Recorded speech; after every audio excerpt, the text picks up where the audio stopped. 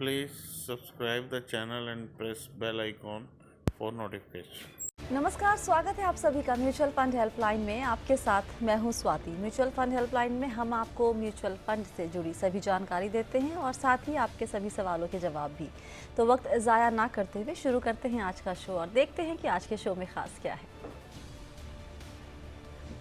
Mutual fund निवेश से 31% तक का रिटर्न, क्या निवेश रिडीम करना सही होगा? क्या ICICI Pru business cycle fund में निवेश करना चाहिए? क्या एक फंड हाउस की स्कीम को दूसरे फंड हाउस में ट्रांसफर कर सकते हैं?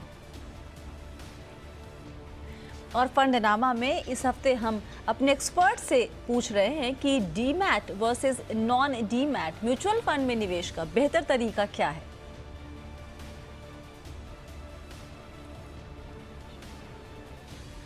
और शो में हमारे साथ जुड़ गए हैं फिनोलॉजी वेंचर्स के सीईओ प्रांजल कामरा। प्रांजल, बहुत बहुत स्वागत है आपका शो में और साथ ही आपको नए साल की शुभकामनाएं। कैसे हैं? थैंक यू स्वाति, आपको भी आपके दर्शकों को भी नए साल की बहुत बहुत शुभकामनाएं। और मैं हमेशा बहुत एक्साइटेड होता हूं आपके शो में आने के लिए, तो I am excited to answer all the queries. ये तो बहुत अच्छी बात है। चलिए पहला सवाल लेते हैं इसी बात पे। कमल शर्मा जी हमारे साथ जुड़ रहे हैं। कमल जी नमस्ते। नमस्ते मैम। सर कहाँ से बात कर रहे हैं? मैम मैं हरियाणा पलवल से बात कर रहा हूँ। जी बताइए, क्या जानना चाहते हैं? मैम फर्स्ट ऑफ ऑल तो मैं प्रांजल कामरा सर को नमस्कार बोलना चाहूंगा, क्योंकि आज से 2 साल पहले जी मैंने इन्वेस्टमेंट का सोचा ही था। मुझे ज्यादा नॉलेज नहीं है, लेकिन मैं इनकी हर एक वीडियो देखता था। बहुत बढ़िया। हाँ, तो उसके बाद मैंने SBI ब्लू चिप फंड को चुना था। अच्छा। हाँ जी, तो मेरे को ज्यादा नॉलेज नहीं थी, लेकिन आज मेरे को 34% का रिटर्न आज की डेट में मुझे मिल रहा है 2 साल के अंदर। बहुत बढ़िया, बहुत बढ़िया। तो मैं ये जानना चाहता हूँ कि मुझे इसको आगे लॉन्ग टर्म के लिए रखना चाहिए या अभी इसको प्रॉफिट अपना ले लेना चाहिए, बुक कर लेना चाहिए? कमल जी, ये प्रॉफिट अगर बुक करते हैं तो वो पैसे का क्या करेंगे? नहीं, कुछ नहीं करना, ऐसा तो कुछ नहीं करना। वैसे चलता रहेगा तो भी मेरे को कोई दिक्कत नहीं, लेकिन ऐसा थोड़ा रिस्क ना हो इस टाइप से। मेरे को ज्यादा नॉलेज तो है नहीं, लेकिन हाँ ले लिया मैंने चलने दो धीरे धीरे। और आपने लॉन्ग टर्म के लिए निवेश शुरू किया था जब भी किया 2 साल पहले, तो मतलब हाँ जी है ना, 20 साल मिनिमम। 20 साल आपके जहन में था कि आप निवेश करेंगे। दूसरा, इनके जवाब लेने के पहले प्रांजल, एक ऐसा ही सवाल और हमारे पास आया था, तो हमें लगा कि दोनों को क्लब कर देते हैं। किशोर पटेल जी ने लिखा था कि निपॉन इंडिया स्मॉल कैप में और Nippon India focused equity fund में इन्होंने निवेश किया था। अभी 19% के आसपास का मुनाफा दिख रहा है, तो प्रॉफिट बुक करके निकल जाए और 5 साल के लिए वेट करें। दोनों में से क्या करना बेहतर होगा? बेसिकली अपनी बच्ची के लिए ये सेविंग कर रहे थे। ये प्रॉफिट बुकिंग का जो कॉन्सेप्ट है म्यूचुअल फंड में पहले नहीं दिखता था, पहले सुनने में नहीं आता था। ऑफ लेट मैंने देखा है कि बहुत सारे दर्शक हमसे पूछते हैं कितना % मुनाफा दिख रहा है। वीडियो में आगे बढ़ने से पहले डिस्क्रिप्शन बॉक्स में जो लिंक दिया गया है वहाँ पे क्लिक करके इंडिया के नंबर 1 ब्रोकरेज हाउस जीरोडा के साथ जुड़िए, जहाँ पे आपका ब्रोकरेज 0 लगेगा और अगर लगेगा तो वो भी सिर्फ 20 रुपये इंटरडे ट्रेडिंग के लिए। निकाल ले क्या, प्रॉफिट बुक कर ले क्या सलाह देंगे आप ऐसे दर्शकों को और निवेशकों को? सबसे पहले तो कमल जी का फोन है, मुझे बड़ी हैरानी हुई, बहुत अच्छा लगा। ये एक बार रायपुर आए थे और हम रायपुर में मिला था मैं इनसे, बहुत अच्छा लगा था। तो आज इनका फोन है। देखिए, जो आपने सवाल पूछा, इसमें ये आजकल क्यों ज्यादा हो रहा है, क्योंकि लोगों को बड़ा मुनाफा छोटे समय में दिख रहा है। तो जब मुनाफा दिखता है ना, तो डर लगता है ये चला गया तो, मार्केट गिर गया, मेरा जो 30% प्लस है ये वापस मेरे कैपिटल के लेवल पे आ गया तो लोग डरते हैं कि ये जो मुनाफा कमा रहे हैं ये चला ना जाए। इसका सीधा आंसर ये है कि अगर आपका विजन, अगर आपका अवधि अगले 2-3 सालों की ही है कि 2 साल बाद मेरे को जरूरत है पैसे निकालने की, ज्यादा से ज्यादा आप 3 साल इन्वेस्टेड रह सकते हैं, तो ये एक अच्छा मौका हो सकता है कि निकाल लीजिए। लेकिन जैसे कमल जी ने कहा, वो अगले 18-20 साल और इन्वेस्टेड रह सकते हैं, तब तो बिल्कुल सोचना ही नहीं चाहिए। आप जिस फंड में इन्वेस्ट कर रहे हैं करते रहिए। अगर आप 3 साल से ज्यादा का समय आज से 2021 से लेके चल रहे हैं, तो बिल्कुल ये शॉर्ट टर्म प्रॉफिट बुकिंग के पीछे मत जाइए। हाँ, अगले 1-2 साल में अगर पैसों की जरूरत है तो निकाल सकते हैं। ओके, और यही सलाह किशोर जी के लिए भी होगी? जी, उनको मैं एक चीज जरूर ये कहना चाहूंगा कि बहुत ज्यादा उन्होंने AMC रिस्क लिया हुआ है। अगर आपके पास 3 फंड है जिसमें से 2 फंड एक ही एएमसी के हैं। तो जैसा हम कहते हैं मार्केट में हर तरीके का डाइवर्सिफिकेशन होना चाहिए। मुझे एएमसी रिस्क ज्यादा लगता है। उस किसी एक फंड से निकल के पराग पर एक लॉन्ग टर्म फंड पे वो आ सकते हैं, तो एएमसी रिस्क, एग्जीक्यूशन रिस्क कम हो जाएगा। ओके अच्छा, एसबीआई ब्लू चिप का एयूएम जो है प्रांजल करीब 25,000 करोड़ के आसपास का, if I am not wrong. किसी भी लार्ज कैप के लिए इतना बड़ा एयूएम चिंता की बात नहीं है ना? क्योंकि लार्ज कैप कैटेगरी है, लार्ज कैप आजकल फ्लेक्सी कैप, मल्टी कैप में ये समझ में आता है कि रहे, क्योंकि लार्ज कैप में लिक्विडिटी की प्रॉब्लम कभी नहीं आती। बट हाँ, इन जनरल अगर मैं कैटेगरी में फंड को कंपेयर कर रहा हूं तो उसमें एक कंपैरिजन का फैक्टर ये भी होता है कि अगर बाकी चीजों में दोनों फंड्स को बराबर मार्क्स हैं तो मैं कम एयूएम वाला फंड चुनूंगा, तो फंड मैनेजर को ज्यादा फ्लेक्सिबिलिटी रहेगी। लार्ज कैप में बहुत बड़ा इशू नहीं है। ओके, अगला सवाल लेते हैं। बीबी जोशी जी हमारे साथ जुड़ रहे हैं फोन लाइन पे। जोशी जी नमस्ते, कहाँ से बात कर रहे हैं सर? नमस्कार मैडम, मैं बीबी जोशी बड़ोदरा से बोल रहा हूँ, गुजरात से। जी बताइए, क्या जानना चाहते हैं? सबसे पहले पूरी जी बिजनेस की टीम को अनंत बधाई मैडम कि आप लोगों से हमको कुछ ज्ञान प्राप्त होता है म्यूचुअल फंड से रिलेटेड। जान के बहुत खुशी हुई कि आप लोग को ज्ञान प्राप्त होता है और आप उसको फॉलो करते हैं। Thank you ma'am. मैम मेरा सवाल ये था कि ICICI business cycle fund mutual fund में अगर हम कोई अमाउंट अभी हम इन्वेस्ट करते हैं, क्या जोखिम भरा तो नहीं है? नंबर 1। नंबर 2 ये था कि अगर हम इसको कभी भी विड्रॉ करना चाहते हैं 1 साल के अंदर या मिनिमम 1 साल के लिए होल्ड करते हैं, तो क्या इसमें बोनस क्या मिल सकता है? मुनाफा कितना हो सकता है, कमाई कितनी हो सकती है, राइट? जी जी जी। अच्छा, एक सवाल आपसे जोशी जी, जोखिम वर्ड से आप क्या समझते हैं, आपको क्या लगता है? जोखिम में ये समझते हैं जो हमारा प्रिंसिपल अमाउंट है, क्योंकि कभी अब जो भी हम न्यूज में देखते हैं या कभी भी टीवी में ऐड आती है कभी भी म्यूचुअल फंड की, एक मतलब स्पीडली एक नहीं होता कि जोखिम भरा हो सकता है म्यूचुअल फंड में इन्वेस्टमेंट करना, राइट? तो ये शब्द थोड़ा सा हमको थोड़ा डिस्टर्ब इससे रहते हैं हम लोग। ठीक है, अच्छा, और आप अभी म्यूचुअल फंड में निवेश करते हैं? इसके अलावा कभी किया है या? हाँ किया, मैंने एसबीआई में किया है। एसबीआई के फंड में आपने किया है? जी। जोखिम है तो प्रांजल, इक्विटी जहां पर होगा वहां पर तो जोखिम साथ में चलता है, लेकिन ये जो ICICI business cycle fund NFO आया था और आज ही इनफैक्ट बंद हुआ है, 12 तारीख को इसकी क्लोजिंग डेट थी। बताएं, मुझे ये आप पे अप्रोच में थोड़ी दिक्कत हो रही है निवेश को लेकर, आप समझाएं कि कैसे सही करना चाहिए इसे। हाँ जी, देखिए इसमें 2 दिक्कतें हैं। पहला तो जब इतने सारे अच्छे फंड्स अवेलेबल हैं तो मैं एनएफओ की तरफ क्यों जाऊंगा? एनएफओ का ट्रैक रिकॉर्ड नहीं है, मुझे पता नहीं है उनका जो ऑब्जेक्टिव है उसको वो कितने अच्छे से एग्जीक्यूट कर पा रहे हैं, ये क्लियर नहीं है। तो जब इतने अच्छे फंड मार्केट में है, एनएफओ की तरफ नहीं जाऊंगा। दूसरा, अगर 1 साल की अवधि है तो मैं mutual fund, equity mutual fund की तरफ ही नहीं जाऊंगा। मिनिमम 3-4 साल का अगर आपका विजन है तो ही आप कोई भी इक्विटी फंड को या बैलेंस फंड को देखिए। 1 साल की ही अगर आपके पास ड्यूरेशन है तो एफडी करके रखिए, वो ही बेटर रहेगा। किसी भी फंड की तरफ मत देखिए, एनएफओ की तरफ तो बिल्कुल मत देखिए। जोशी जी समझ में आ गई बात आपको? बिल्कुल बिल्कुल, थैंक यू। हाँ मैडम, अगर हम हाँ एक चीज और पूछना है, अगर हमको इन्वेस्टमेंट करना है म्यूचुअल फंड में तो कौन सा फंड आप सजेस्ट करेंगे हमको? अभी आप कितने सालों के लिए आप निवेश करना चाहते हैं? मिनिमम 2 या 3 साल के लिए। 2 या 3 साल के लिए। प्रांजल, आपकी राय? नहीं, अगेन मैं आपसे यही कहूंगा कि 4-5 साल की आप मुझे अवधि दीजिए तो मैं आपको कोई फंड सजेस्ट कर पाऊंगा। 2-3 सालों पे भी आज जहां मार्केट है, आपको 2 साल बाद 3 साल बाद पैसा निकालना है, नहीं। Please subscribe the channel and press bell icon for notification. बहुत अच्छा डिसीजन इक्विटी में नहीं, होगा। लेकिन आपको अपनी अवधि डेट में प्रांजल, डेट कैटेगरी में या फिर हाइब्रिड में, conservative hybrid kind of thing? मैं तो अगेन यही कहूंगा कि सेफ रहिए। 2 साल के लिए किसी, आजकल आईडीएफसी फर्स्ट बैंक काफी अच्छा एफडी पे रिटर्न दे रहा है, कुछ स्मॉल फाइनेंस बैंक एफडी पे रिटर्न अच्छे दे रहे हैं, और वहीं रहिए। ओके, यहाँ पर एक सवाल प्रांजल, जब मैं ये आईसीआईसीआई बिजनेस साइकिल फंड के बारे में देख रही थी, इसकी डिटेल्स, तो फंड हमेशा कहते हैं हम कि आप फंड मैनेजर भी देखिए, आप उनका ट्रैक रिकॉर्ड भी देखिए। अनफॉर्चुनेटली फंड मैनेजर के बारे में बहुत ज़्यादा जानकारी बहुत अच्छे तरीके से नहीं मिल पाती है, और जब ऐसा फंड जहाँ पर 3-3 फंड मैनेजर होते हैं, अब जैसे ये आईसीआईसीआई का जो बिजनेस साइकिल फंड है, यहाँ पर 3 फंड मैनेजर हैं, तीनों काफ़ी फंड्स मैनेज करते हैं, नंबर ऑफ फंड्स 6, 5, एक तो 21 फंड डेट फंड में मैनेज करते हैं। वैसे में आप कैसे फंड मैनेजर का ट्रैक रिकॉर्ड चेक करेंगे?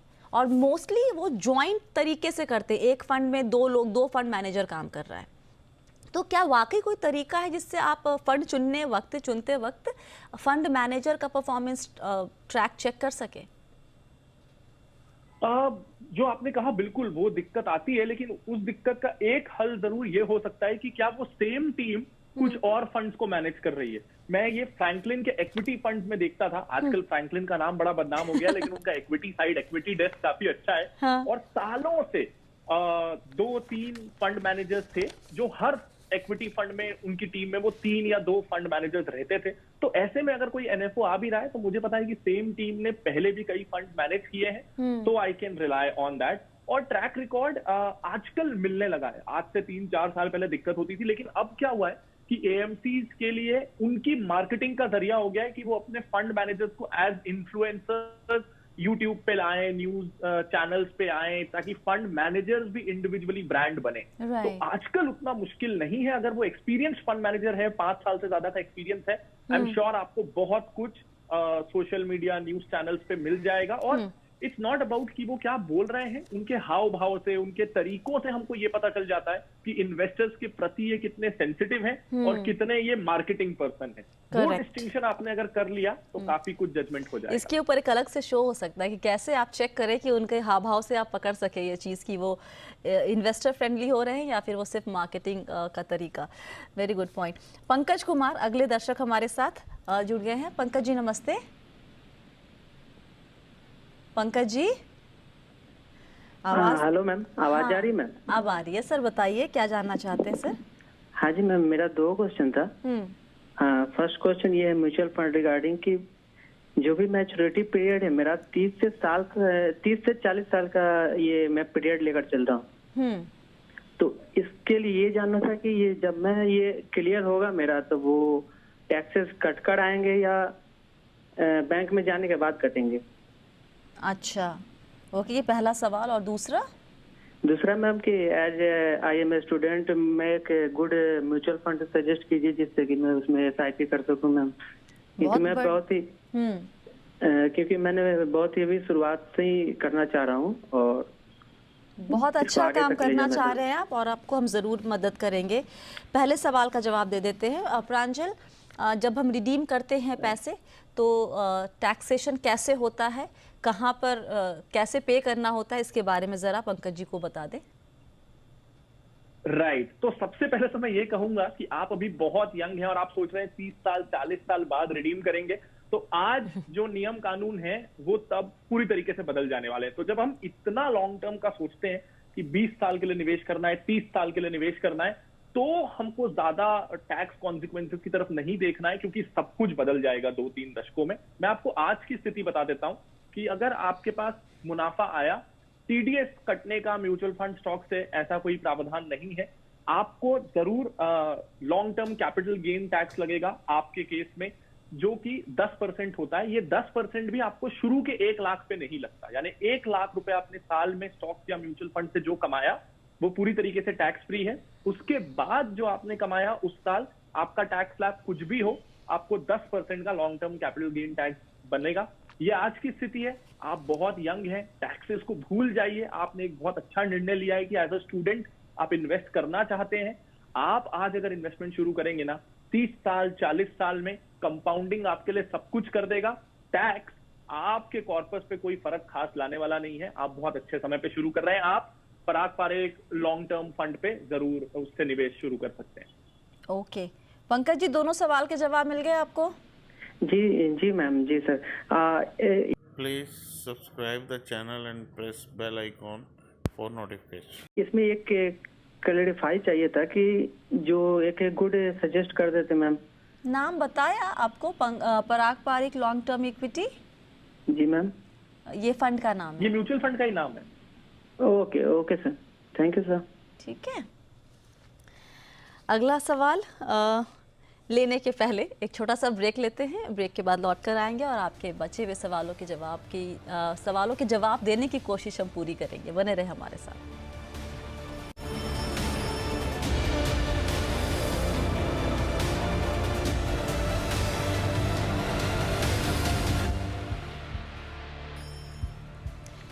एक बार फिर से स्वागत है आप सभी का म्यूचुअल फंड हेल्पलाइन में। आज आपके सवालों के जवाब दे रहे हैं प्रांजल कामरा। अगला सवाल लेते हैं। हमारे पास सारिका जी का ईमेल आया है। इन्होंने प्रांजल निवेश तो अच्छा खासा किया हुआ है। किसके थ्रू करती हैं? इन्होंने लिखा बैंक की इन्वेस्टमेंट बैंकिंग टीम है उनके थ्रू, और करीब 5 या 6 7 8 फंड 2 2 4 1 5 7 फंड इनके पोर्टफोलियो में मुझे दिख रहे हैं यहाँ पे। जानना ये चाहती हैं कि अभी उम्र 42 साल है, बहुत दिनों तक काम करने की इनकी मंशा नहीं है, तो कहाँ निवेश करें ताकि वहाँ से उनको एक रेगुलर इनकम आती रहे? राइट। इस पे मैं इनको कई बार ऐसा हो जाता है कि हम सोच लेते हैं कि मंथली इनकम से हमको थोड़ी अनरियलिस्टिक एक्सपेक्टेशंस होती हैं। तो पहली चीज तो मैं ये कहना चाहूंगा कि मंथली इनकम प्लान आपको ईयरली कितना रिटर्न देंगे। 8% या बहुत अच्छा हो गया तो 9%। यानी अगर आपके पास 1 करोड़ रुपए हैं तो आपको साल के 8 लाख रुपए मिलने वाले हैं, यानी हर महीने 60,000 रुपीज के आसपास। तो पहले तो आपको ये डिसाइड करना है कि कितनी इनकम आपके लिए काफी होगी और क्या आपके पास उतना कॉर्पस है। तो पहली चीज ये हो जाती है। दूसरा, मैं इनसे ये कहूंगा कि तुरंत शिफ्ट होइए रेगुलर प्लान से डायरेक्ट प्लान पे। आपको 1% का बेनिफिट सीधा सीधा मिलेगा। अगर आप ये इंडिपेंडेंट महसूस नहीं करती कि मैं बिना किसी गाइडेंस के फंड सिलेक्ट कर सकूं, तो किसी रजिस्टर्ड इन्वेस्टमेंट एडवाइजर के पास जाइए, उनको फी पे करिए। लेकिन क्योंकि आपका कॉर्पस अच्छा है तो वो फी आपको बिल्कुल खटकेगी नहीं और वो 1% से काफी कम होगी और आपके रिटर्न ज्यादा होने वाले हैं। तीसरा, मैं ये कहूंगा कि 7-8 फंड काफी ज्यादा हैं इनके पोर्टफोलियो में भी। मैंने भी देखा कि एएमसी रिस्क इनके पोर्टफोलियो में भी काफी ज्यादा है। एक ही एएमसी के बहुत सारे फंड्स हैं, वो कुछ ना कुछ इंटरेस्ट होते हैं जो आपको ये रिकमेंड करते हैं, जिसके कारण एक ही एएमसी का टारगेट पूरा करने के लिए बहुत सारे फंड्स दे दिए जाते हैं जी। लेकिन अगर आपके पास 4-5 फंड हैं तो एक एएमसी का एक से ज्यादा फंड मत लीजिए। बहुत ज्यादा एएमसी रिस्क ले रहे हैं। तो ये 3 चीजें आपको अपने पोर्टफोलियो के बारे में बदलनी चाहिए। और एक क्विक क्वेश्चन, इसका जवाब हमने पहले दर्शक को भी दिया था कि इनकी जो इन्वेस्टमेंट बैंकिंग टीम है वो उनसे कोई भी नया जब भी एनएफओ आता है तो बोलती निवेश करो निवेश करो। तो जानना ये चाहते हैं कि क्या ऐसी सलाह माननी चाहिए या फिर नहीं? एक्चुअली ये एक बहुत अच्छा हिंट है कि आप अपने एडवाइजर को जज कर सकें। अगर वो बार बार एनएफओ रिकमेंड कर रहे हैं तो मतलब समय आ गया है कि आप किसी और के पास जाएं। जी, चलिए अगला सवाल लेते हैं। हमारे साथ नवीन कुमार जुड़ रहे हैं फोन लाइन पे। नवीन जी नमस्ते, बताइए क्या जानना चाहते हैं सर? जी बिजनेस। हाँ जी, अच्छा। बस अभी आने वाला है। नवीन जी शायद अपना टीवी ऑन करके बैठे हैं और वो थोड़ा सा ट्रांसमिशन डिले होता है। उनका सवाल ले लेते। नवीन जी अभी आपको आवाज़ आ रही है मेरी? आ रही है जी, सवाल पूछ लीजिए। मैं ये पूछ रहा हूँ कि अगर मैं एक फंड से दूसरे फंड में स्विच करना चाहूँ जो कि 2 डिफरेंट एएमसी के फंड हैं, तो वो किस तरह से करना चाहिए? मेरा क्वेश्चन ये है कि फंड ए से फंड बी में क्या मैं लमसम में स्विच करूं या फंड ए से एसडब्ल्यूपी सिस्टमेटिक विड्रॉल प्लान बनाऊं और दूसरे प्लान में एसआईपी के थ्रू 12 से 18 महीने के बीच में पीरियड में इसे स्विच करूं? ये मेरा पहला प्रश्न है जी। और दूसरा प्रश्न है कि अभी जो मार्केट में ऐसा बुल रन चल रहा है तो क्या अभी इस प्रकार का स्विच करना चाहिए या मुझे वेट करना चाहिए मार्केट करेक्शन? मुझे तो सबसे पहले ना प्रांजल इस स्विच वर्ड से तकलीफ है। यहाँ पे स्विचिंग नहीं होती है, यहाँ पे बेसिकली आप बंद करते हैं एक निवेश और दूसरा शुरू करते हैं। बट एनीवे, एक फंड हाउस से दूसरे फंड हाउस में स्कीम चेंज करना चाह रहे हैं तो आप क्या सलाह देंगे इनको? देखिए, अगर जैसा कि स्वाति ने कहा, अगर फंड हाउसेस अलग अलग हैं तो एसडब्ल्यूपी जैसा कुछ है ही नहीं। आपको एसडब्ल्यूपी करना पड़ेगा। बेसिकली एक फंड से पैसा निकाले, वो आपके बैंक अकाउंट में आए, बैंक अकाउंट से आपने दूसरे फंड में एसआईपी चालू की। एसटीपी जैसा सिस्टमैटिक ट्रांसफर प्लान जैसा 2 अलग अलग फंड हाउसेज में होगा ही नहीं। क्या आपको अभी करना चाहिए? एक चीज तो क्लियर है, अगर आप जो पैसा निकाल रहे हैं उसको आप नए फंड हाउस में, नए फंड में अभी लमसम इन्वेस्टमेंट करिए। जैसा आपने भी कहा कि मार्केट में काफी बुल रन है, एक्सपेंसिव है। बेटर ये है कि आप एसआईपी जरूर शुरू कर सकते हैं। तो आपको यही करना पड़ेगा, एसडब्ल्यूपी से अपने बैंक में पैसा लाइए और नए फंड में एसआईपी शुरू कर दीजिए। अगर आप लंबे समय तक इन्वेस्टेड रह सकते हैं तो टाइमिंग की चिंता मत करिए। अगर 5-7 साल से ऊपर का होराइजन है, मार्केट महंगा है, सस्ता है, इसकी चिंता मत करिए। हाँ, अगर आपको 3-4 साल में पैसे please subscribe the channel and press bell icon for notification निकालने हैं तो टाइमिंग इंपॉर्टेंट हो जाता है, वैसे में आप थोड़ा रुक सकते हैं। ओके, चलिए यहाँ पर सवाल जवाब का सिलसिला हम ख़त्म करते हैं और रुख करते हैं हमारे ख़ास सेगमेंट फंडनामा की तरफ।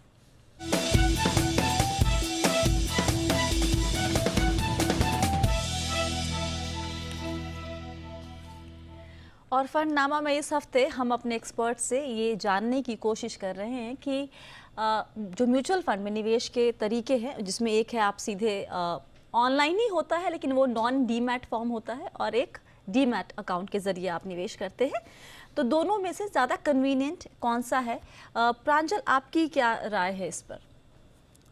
इसका एक बहुत सिंपल सा आंसर ये है कि अगर आप स्टॉक्स में भी निवेश करते हैं, अगर आपका डीमैट अकाउंट है और आपका ब्रोकर ऐसा है जो आपको म्यूचुअल फंड्स भी डायरेक्ट प्लान खरीदने को देता है, तो आपका स्टॉक्स और आपका म्यूचुअल फंड दोनों एक ही जगह आ जाएंगे, आपको कॉमन एक स्टेटमेंट मिलेगा। उस केस में तो बिल्कुल आपको डीमैट के साथ जाना चाहिए। लेकिन अगर आपका ये प्लान है कि नहीं, मेरे को स्टॉक्स में इन्वेस्ट नहीं करना, मुझे तो म्यूचुअल फंड में ही करना है, बताइए डीमैट करूं कि नॉन डीमैट, उस केस में डेफिनेटली आपको नॉन डीमैट की तरफ जाना चाहिए, क्योंकि डीमैट में account opening charges, maintenance charges, और इसके अलावा हर बार जब आप बेचेंगे तो जब भी बेचेंगे डेबिट चार्जेस लगते हैं, तो फिर कोई बहुत ज्यादा सेंस नहीं बनता। फिर तो बेटर है कि आप सीधा एएमसी की वेबसाइट से या किसी नॉन डीमैट वाले ऐप से इन्वेस्ट कर लें। तो ये आप पे डिपेंड करता है कि आप स्टॉक्स में इन्वेस्ट करते हैं या नहीं, या करना चाहते हैं या नहीं। और आपने कहा कि इसमें SWP या STP की फैसिलिटी जो डीमैट अकाउंट के जरिए करते हैं उनको ये फैसिलिटी नहीं मिलती है, राइट? जी एक्चुअली क्या होता है कि एक्सचेंज की तरफ से तो ये फैसिलिटी नहीं मिलती, लेकिन कुछ ब्रोकर में आप ये कर सकते हैं कि आप अपने ऐप में, वो आपको बोलेगा कि SIP शुरू करो, और बैकएंड में वो हर बार लमसम जैसे ट्रीट होगा। तो फॉर एन इंडिविजुअल कुछ एप्स ने इसका तरीका निकाल लिया है, लेकिन लीगली टेक्निकली डीमैट फॉर्म में SIP और इस तरह की फैंसी चीजें नहीं होती। तो ऐसा भी हो सकता है जैसे अगर ये कोई ब्रोकर या कोई डिस्ट्रीब्यूटर अगर ये सुविधा दे रहा है, तो मतलब बेसिकली पैसे आपके अकाउंट से उनके पास जा रहे हैं और वहां से फिर वो हर महीने कट रहे हैं पैसे, ऐसा कुछ हो रहा है, या फिर इसका पूरा प्रोसीजर? बिल्कुल यही हो रहा है। तो इसमें रिस्क भी है थोड़ा सा। अगर बहुत रेप्यूटेड ब्रोकर है, देश के कुछ टॉप ब्रोकर्स हैं, तो जैसे उनसे शेयर्स खरीदना सेफ है, वैसे ही म्यूचुअल फंड भी सेफ है। लेकिन हाँ, अगर आपका लोकल ब्रोकर है, बहुत रेप्यूटेड नहीं है, बिल्कुल मत जाइए, डायरेक्ट AMC के थ्रू लीजिए। अगर सिर्फ म्यूचुअल फंड करना है तो AMC के थ्रू ही लीजिए। अच्छा, इस बारे में कल हमारी किसी मोहित गांग से बात हो रही थी इनफैक्ट, तो ये एक बात निकल कर आई थी कि आपको जो रिकॉर्ड कीपिंग होता है नॉन डीमैट में, ये आपकी जिम्मेदारी हो जाती है। नॉन में तो आपको आपका जो ब्रोकर एडवाइज़र होता है वो सब कुछ मेंटेन करता है या फिर भेजता भी रहता है सब कुछ। तो आप इस बात से इत्तेफाक रखते हैं कि बैकएंड वाला काम जो होता है कि निवेशक के लिए वो बढ़ जाता है डीमैट अकाउंट के ज़रिए अगर आप निवेश करते हैं म्यूचुअल फंड में? तो ऐसा मैं एक ब्लैंकेट आंसर नहीं दूंगा, बट हाँ ये जरूर है कि अगर आप नॉन डीमैट कर रहे हैं तो आपको डेफिनेटली सारे स्टेटमेंट सब कुछ मिलना ही है। डीमैट फॉर्म में ये ब्रोकर टू ब्रोकर डिपेंड करता है कि उनका बैक ऑफिस कैसा है, वो किस तरह का पैनल आपको देते हैं और किस तरीके के रिकॉर्ड या तो आपको ईमेल पे आते हैं या डाउनलोड होते हैं। तो बहुत ज्यादा वो ब्रोकर टू ब्रोकर उनके सिस्टम्स पे डिपेंड करेगा। ओके, चलिए, बहुत बहुत शुक्रिया प्रांजल आज सभी सवालों के जवाब देने के लिए। और आपके सवालों का हमें इंतज़ार रहता है। सवाल आप हमें व्हाट्सएप भी कर सकते हैं, आप हमें ईमेल भी कर सकते हैं, वो सारी डिटेल्स वो आपके स्क्रीन पर है। सवाल जब भी भेजते हैं तो अपना नाम और नंबर भेजिए ताकि आपसे हम बात कर सकें और आपके सवाल को सही तरीके से समझकर उसका जवाब दे पाएँ। फिलहाल के लिए म्यूचुअल फंड हेल्पलाइन में इतना ही। Please subscribe the channel and press bell icon for notification.